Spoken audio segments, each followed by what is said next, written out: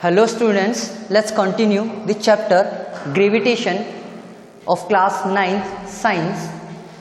In the previous lecture we have discussed about what is the universal law of gravitation that has been explained by Sir Isaac Newton.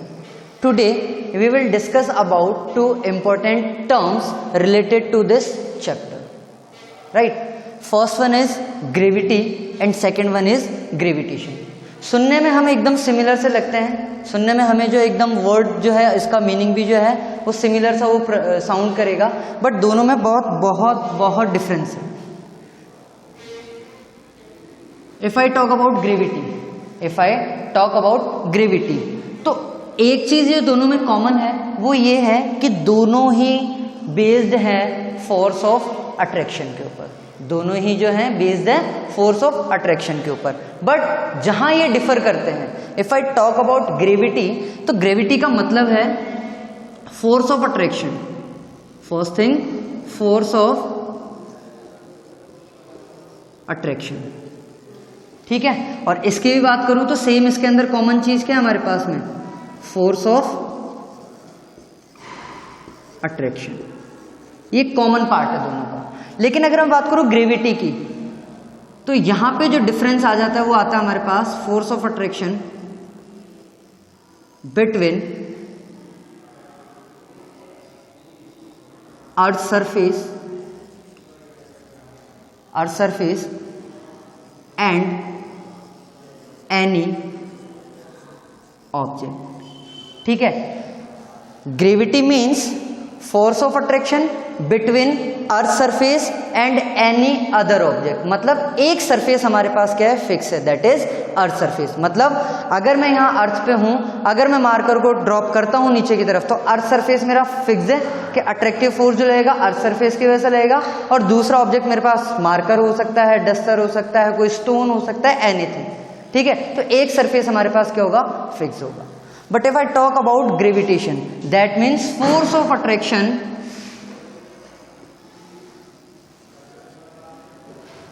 between any two objects in whole universe.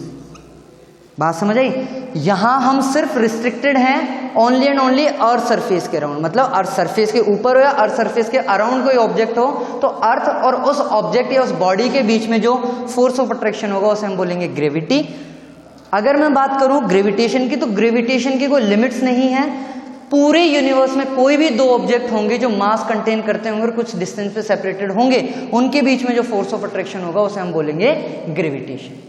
तो I hope दोनों terms clear है. Gravity means earth surface, अर्थ से related जो भी gravitation की बात करेंगे, force of attraction की बात करेंगे. If I talk about gravitation, पूरे यूनिवर्स में कहीं पे भी फोर्स ऑफ अट्रैक्शन की बात करेंगे बिटवीन टू ऑब्जेक्ट्स. बात समझ आई. ठीक है. अब इसी से रिलेटेड हम कुछ, एक टर्म है हमारे पास में जिसे हम बात करते हैं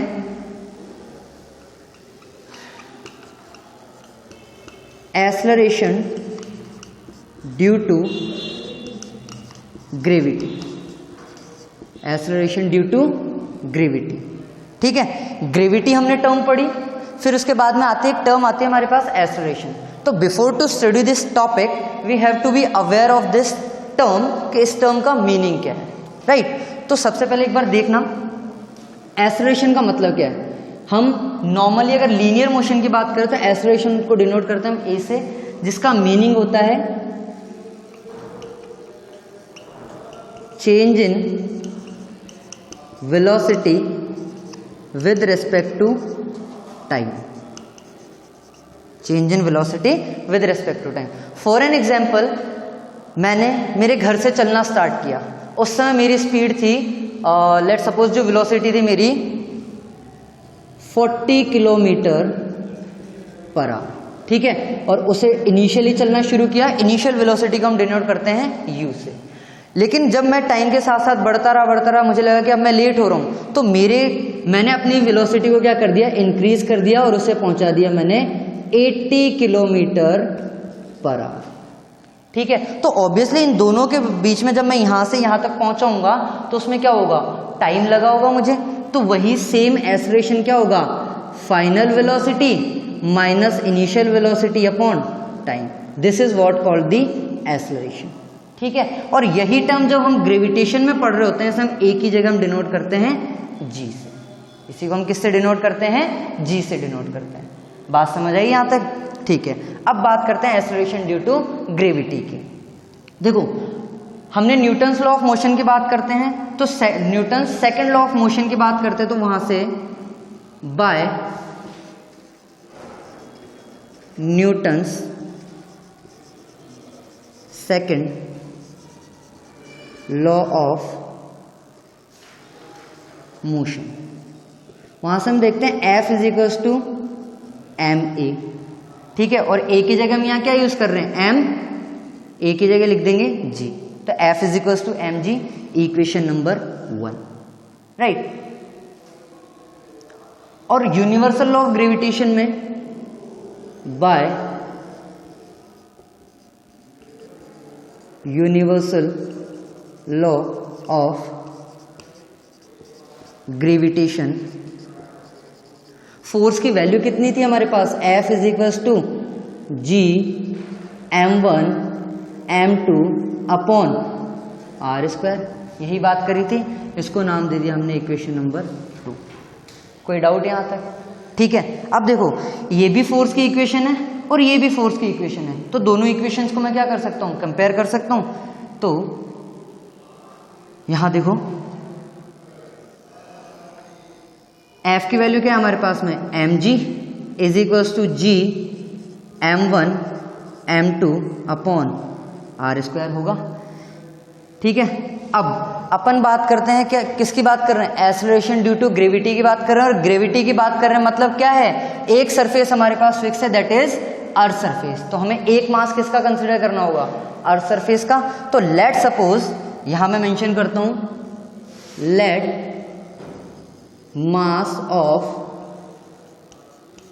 अर्थ is equals to capital M and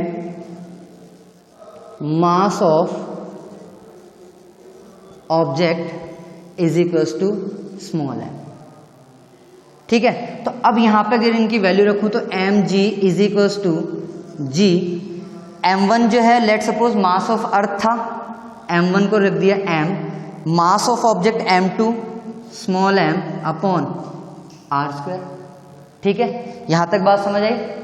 अब स्मॉल m से स्मॉल m कैंसिल आउट होगा, तो यहां पे जैसे ही बात करता हूं g की वैल्यू क्या निकल के आएगी, g m upon R square, g capital M upon R square, मतलब g हो गया universal constant of gravitation, m is the mass of Earth and r is the distance of the object from that Earth surface. बात समझ आई? तो यहां पे इन तीनों term से हमें क्या कंक्लूजन निकल गया कि जो g है हमारा वो क्या है हमारे पास, g capital M upon R square. If you remember in the first class we have discussed about the mass of earth।